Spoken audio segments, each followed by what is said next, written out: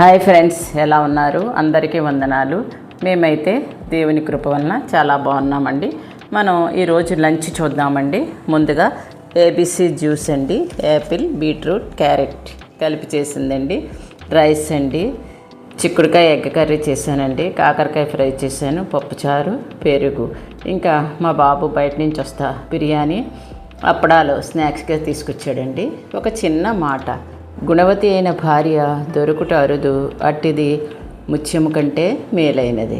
మనుషులు చాలామంది బంగారము, వెండి, ముత్యాలు, ఆస్తుల కోసం పరుగులు తీస్తారు. కానీ గుణవతి అయిన భార్య అంతకంటే విలువైనది.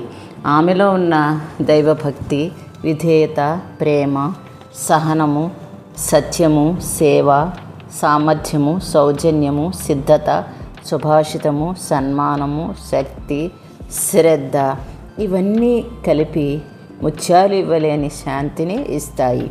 గుణవతి అయిన భార్య ఉంటే చిన్న ఇల్లు కూడా స్వర్గంలా ఉంటుంది. చూడండి, మనం డైలీ జడ వేసుకుంటాం. జడకి ఎన్ని పాయలు ఉంటాయండి? 3 పాయలు ఉంటాయి. అవి వేరువేరుగా ఉంటే బలహీనంగా ఉంటాయి.